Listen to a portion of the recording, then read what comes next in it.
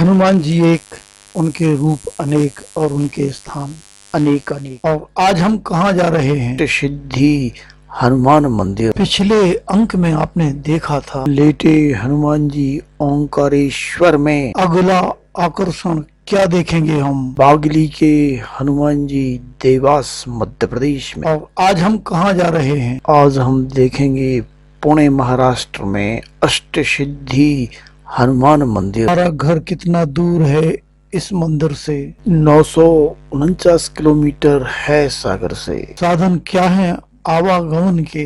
Number 1 सड़क राज्य मार्ग, नंबर 2 रेलवे स्टेशन और नंबर 3 हवाई अड्डा। ये हैं साधन वहां पहुंचने के। हनुमान जी को भोग प्रसाद क्या लगता है?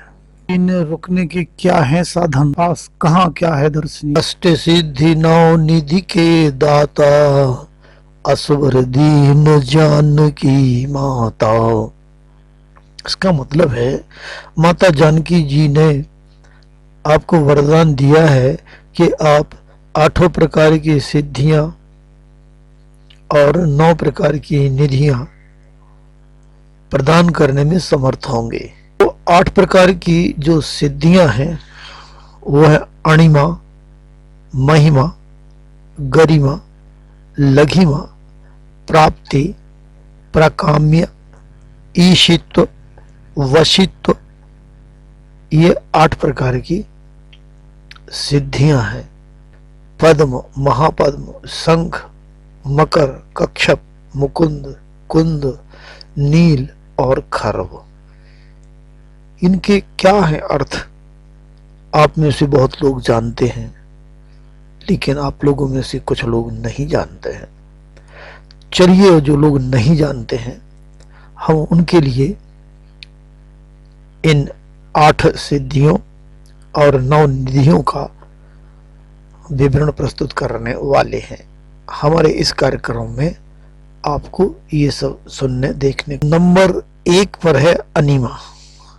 अनिमा नाम का मतलब है कि अनिमा का मतलब है, उन्होंने कहा कि छोटे बनने की शक्ति होता है।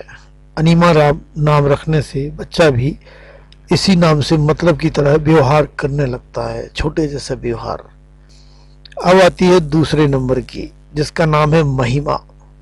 महिमा नाम का अर्थ होता है, शास्त्रों में महिमा नाम को काफी अच्छा माना गया है। इसका मतलब यानी महानता, स्प्लेंडर, साहिवा, गरिमा, पावर, इन लोगों को बहुत पसंद आता है। तीसरी सिद्धि है गरिमा।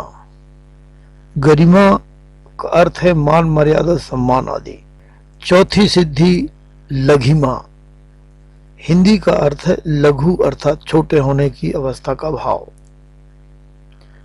8 सिद्धियों में से एक, जिसकी प्राप्ति हो जाने पर मनुष्य लघुतम रूप धारण कर सकता है। प्राप्ति नाम का मतलब है उपलब्धि, डिस्कवरी, लाभ, निर्धारण। छठवीं है प्राकाम्य। इस प्राकाम्य का हिंदी अर्थ 8 प्रकार का ऐश्वर्य। सिद्धियों में से एक, इच्छा का अनिमिघात। कहते हैं कि इस ऐश्वर्य के प्राप्त हो जाने पर मनुष्य की इच्छा का व्याघात नहीं होता। वह जिस वस्तु की इच्छा करता है वह उसे तुरंत प्राप्त हो जाती है। यह है प्राकाम। 7वीं सिद्धि है ईशित्व। प्रत्येक वस्तु और प्राणी पर पूर्ण अधिकार की क्षमता। और 8वीं है वशित्व। प्रत्येक प्राणी को बस में करने की क्षमता। अष्ट सिद्धियां वो सिद्धियां हैं जिन्हें प्राप्त कर व्यक्ति किसी भी रूप और देह में वास करने में सक्षम हो सकता है। वह सूक्ष्मता की सीमा पार कर सूक्ष्म से सूक्ष्म तथा जितना चाहे विशालकाय हो सकता है। निधि कितनी है? ये देखिए 9 निधि हैं। कौन कौन सी हैं? पद्म, महापद्म, शंख, मकर, कच्छप, मुकुंद, कुंद, नील और खर्व। आइए सबसे पहले नंबर 1 पर है पद्म। पद्म निधि लक्षणों से संपन्न व्यक्ति सात्विक होता है तथा स्वर्ण चांदी आदि का संग्रह करके नंबर 2, महापद्म निधि। महापद्म निधि से लक्षित व्यक्ति अपने संग्रहित धन आदि का दान धार्मिक जनों में करता है। शंख निधि को प्राप्त व्यक्ति स्वयं की ही चिंता और स्वयं के ही उपभोग की इच्छा करता है। वह कमाता तो बहुत है लेकिन उसके परिवार वाले गरीबी में ही जीते हैं। ऐसा व्यक्ति धन का उपयोग स्वयं सुख भोग के लिए करता है, जिससे उसका परिवार गरीबी में जीवन गुजारता है। चौथी निधि है मकर। मकर निधि को तामसी निधि कहा गया है। इस निधि से संपन्न साधक अस्त्र और शस्त्र को संग्रह करने वाला होता है। ऐसे व्यक्ति का राजा और शासन में दखल होता है। वह शत्रुओं पर भारी पड़ता है और युद्ध के लिए तैयार रहता है। में नंबर पर है कक्षप निधि। कक्षक निधि का साधक अपनी संपत्ति को छुपा कर रहता है, ना तो स्वयं उसका उपयोग करता है ना करने देता है। वह सांप की तरह उसकी रक्षा करता है। ऐसे व्यक्ति धनी होते हुए उसका उपयोग नहीं कर पाता है। छठवें पर है मुकुंद। मुकुंद निधि में रजोगुण की प्रधानता रहती है, इसलिए उसे राजसी स्वभाव वाली निधि कहा गया है। इस निधि से संपन्न व्यक्ति या साधक का मन भोग आदि में लगा रहता है। वह निधि एक पीढ़ी बाद खत्म हो जाती है। अब 7वें नंबर पर कुंद या नंद निधि को कहते हैं। नंद निधि में रज और तम गुणों का मिश्रण होता है। माना जाता है कि यह निधि साधक को लंबी आयु व निरंतर तरक्की प्रदान करती है। ऐसी निधि से संपन्न व्यक्ति अपनी तारीफ से खुश होता है। 8वें नंबर की है नील।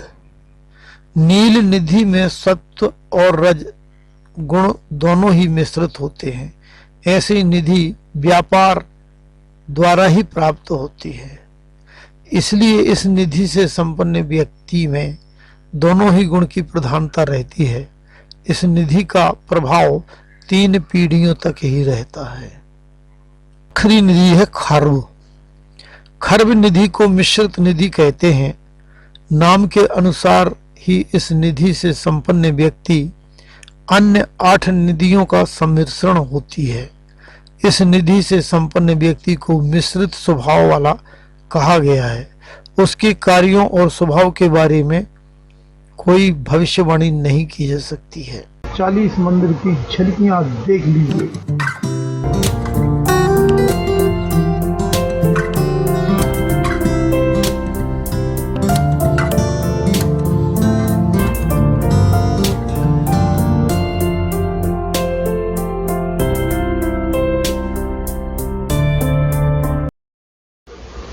श्री हनुमान मंदिर चालीसा। आषाढ़ माह में हनुमान जी की विशेष आराधना होती है, क्योंकि चौमासे में देवशयन हो जाते हैं तो हनुमान जी सबका भला करने को तत्पर रहते हैं। यह सोचकर हम भक्तगण उनकी सेवा पूजा करते हैं। इसी मान्यता अनुसार हम भी हर मंगलवार को एक स्थान के दर्शन करा रहे हैं। 40 दिनों में हम 40 मंदिर की जानकारी एवं स्थान की जानकारी से अवगत कराने का प्रयास कर रहे हैं। धन्यवाद समर्पित। हम उन्हें धन्यवाद देते हैं जिन्होंने इस जानकारी को जन जन हिताय निमित्त गूगल पर दी है।